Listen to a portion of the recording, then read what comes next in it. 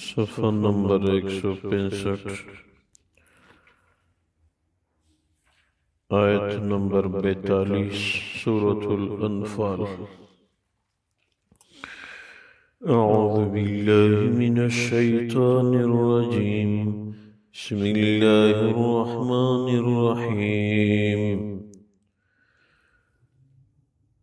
اذ انتم بالعدوة الدنيا وهم بالعدوة القصوى والركب اسفل منكم الى آخر۔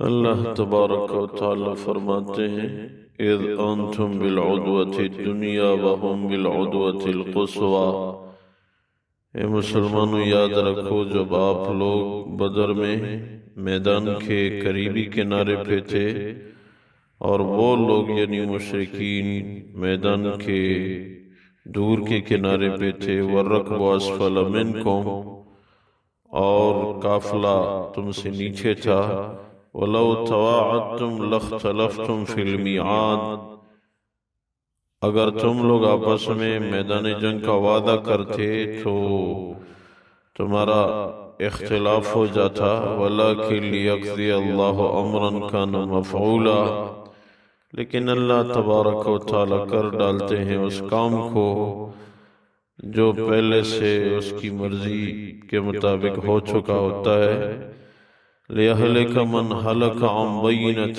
وَيَحْيَى مَنْ حَيَّ عَنْ بَيِّنَةٍ، تاکہ ہلاک ہو ہلاکت والا حجت اور دلیل قائم ہونے کے بعد، اور جو جینے والا ہوتا ہے وہ جیے اس کے بعد کہ دلیل اور حجت قائم ہو۔ وَإِنَّ اللَّهَ لَسَمِيعٌ عَلِيمٌ، واقعی اللہ تبارک و تعالیٰ سننے والے اور علم والے ہیں۔ اِذْ يُرِيكَهُمُ اللَّهُ فِي مَنَامِكَ قَلِيلًا، وہ وقت یاد کرو جب اللہ تبارک و تعالیٰ نے مشرکین اور کفار کو خواب میں کم دکھلایا، وَلَوْ أَرَاكَهُمْ كَثِيرًا، اگر اللہ تبارک و تعالیٰ آپ کو مشرکین زیادہ دکھاتے، لَفَشِلْتُمْ وَلَتَنَازَعْتُمْ فِي الْأَمْرِ، تو تم بزدل ہو جاتے اور آپس میں جھگڑا بن جاتا جنگی حوالے سے، وَلَكِنَّ اللَّهَ سَلَّمَ، لیکن اللہ تبارک و تعالیٰ نے سلامتی کا معاملہ فرمایا، اِنَّهُ عَلِيمٌ بِذَاتِ الصُّدُورِ، اللہ تبارک و تعالیٰ جانتے ہیں جو کچھ سینوں میں ہوتا ہے۔ اللہ تبارک و تعالیٰ ان آیات مبارکہ میں بھی بدر کا تذکرہ فرماتے ہیں۔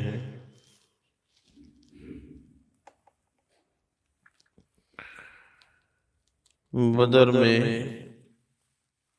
حضور اقدس صلی اللہ علیہ وسلم نے خواب میں جو دیکھا تھا تو مشرکین کفار کی تعداد کم دیکھی تھی،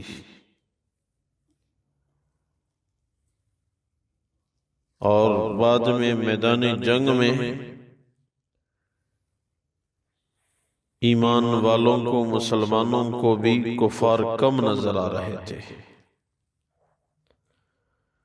مسلمانوں کا خیال تھا کہ کفار اتنے زیادہ نہیں ہیں، اور کفار کو بھی مسلمان اپنی تعداد سے کم نظر آ رہے تھے۔ اس میں اللہ تبارک و تعالیٰ کی اپنی حکمت تھی۔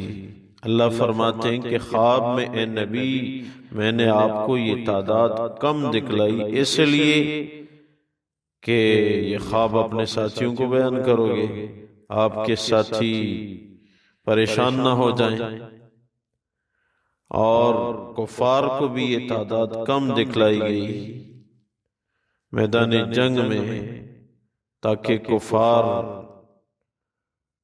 بزدل ہو کے بھاگ نہ جائیں اور لڑیں، اور ان میں سے 70 افراد کو قتل کرانا تھا۔ ہر کام میں اللہ تبارک و تعالیٰ کی اپنی حکمت ہوتی ہے۔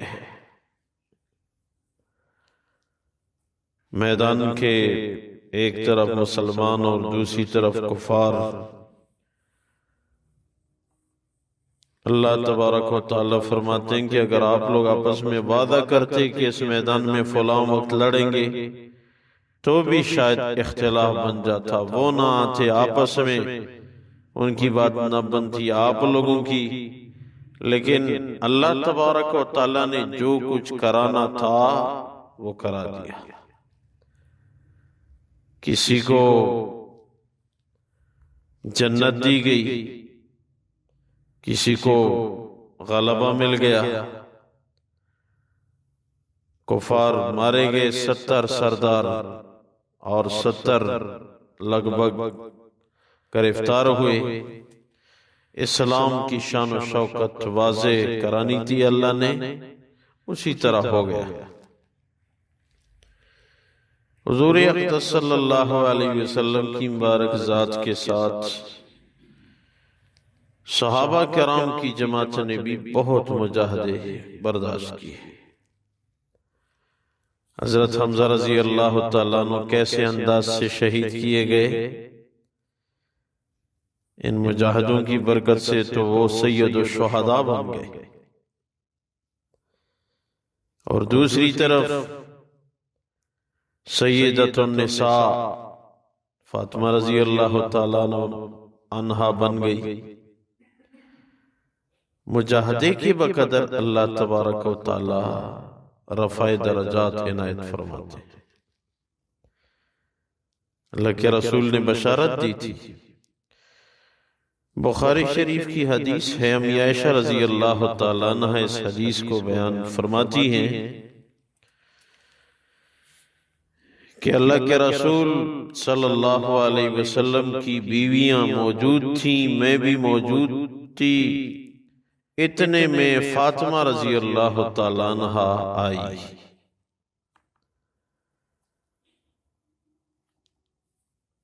امی عائشہ فرماتی ہیں کہ فاطمہ رضی اللہ تعالیٰ عنہ کا جو جانے چلنے پھرنے کا جو انداز تھا وہ بالکل حضور اقدس صلی اللہ علیہ وسلم کی طرح، کوئی فرق نہیں تھا جانے کے انداز میں، چلنے کے انداز میں۔ فاطمہ رضی اللہ تعالیٰ عنہ آئی، اللہ کے رسول نے اس کو اپنے دائیں جانب بٹھایا اور فرمایا، امام بخاری کے الفاظ یہ ہے، امی عائشہ کے بقول فرمایا، مرحبا بابنتی، میری بیٹی آپ کو خوش آمدید ہو۔ اس سے یہ بھی معلوم ہوا کہ کبھی کبھار مرحبا کا لفظ بھی دوسروں کے لیے استعمال کرنا چاہیے، سلام کے ساتھ ساتھ، یہ بھی سنت رسول ہے۔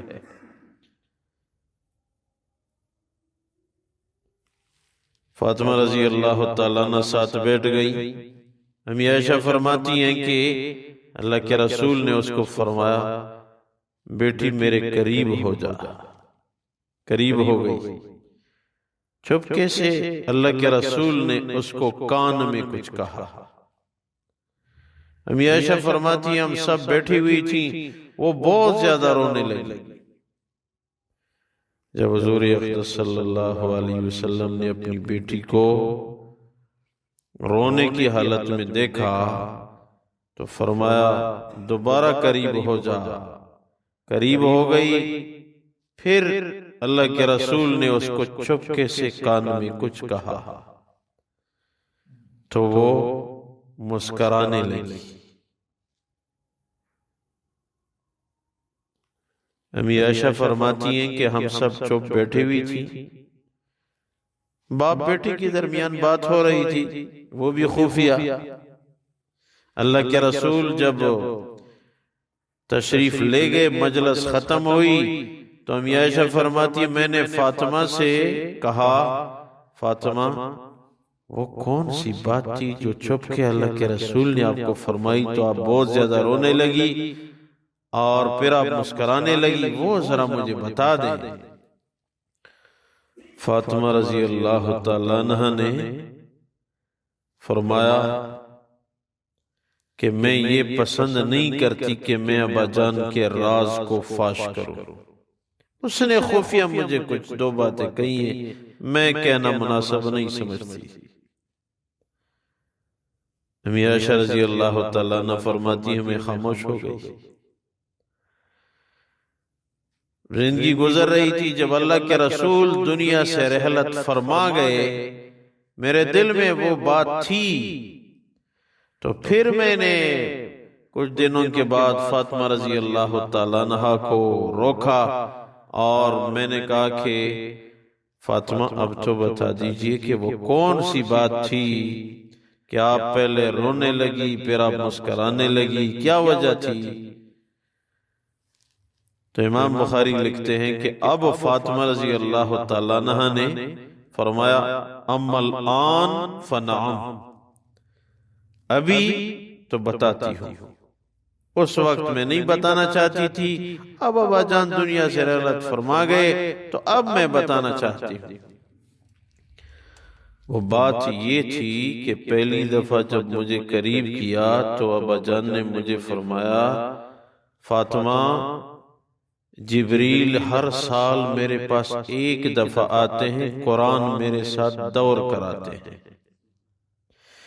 اس سال جبریل 2 دفعہ آئے.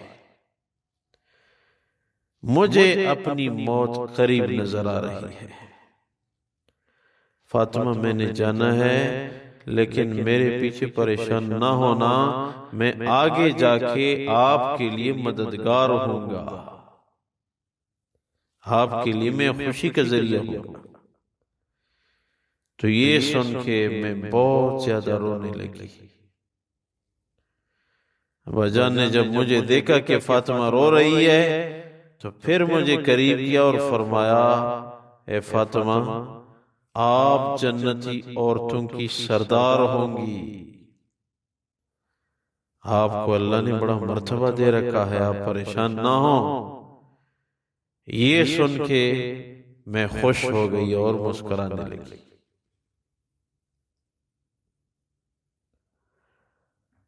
تو عرض میں یہ کر رہا تھا کہ دین میں جتنا مجاہدہ ہوتا ہے اتنا ہی درجہ ملتا ہے.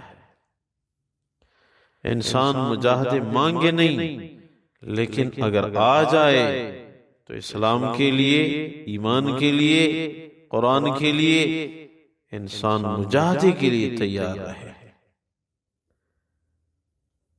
اب وہ مجاہدے نہیں ہوں گے جو صحابہ کرام کے زمانے میں تھے، کیونکہ ہم تو بہت ضعیف ایمان کے ہیں. مگر جو بھی امتحان آئے اللہ نہ کرے کسی مسلمان پہ، تو اس کو استقامت کا مظاہرہ کرنا چاہیے. اپنا دین ہم نہیں چھوڑ سکتے، اپنی جان پیش کر سکتے ہیں لیکن اپنا دین مسلمان نہیں چھوڑ سکتا. قرآن کو نہیں چھوڑ سکتے، ہم مسجد کو نہیں چھوڑ سکتے. یہ مزاج ہو تو پھر انسان کو استقامت نصیب ہو جاتی ہے. اللہ تبارک و تعالی فرماتے ہیں اذا انتم بالعدوة الدنیا وهم بالعدوة القصوى، ایمان والو جب تم لوگ میدان جنگ کے قریبی کنارے پہ تھے اور وہ میدان کے دور کے کنارے پہ تھے، والرکب اسفل منکم، اور قافلہ جو تھا وہ تم سے نیچے تھا، وہی شام سے آنے والا.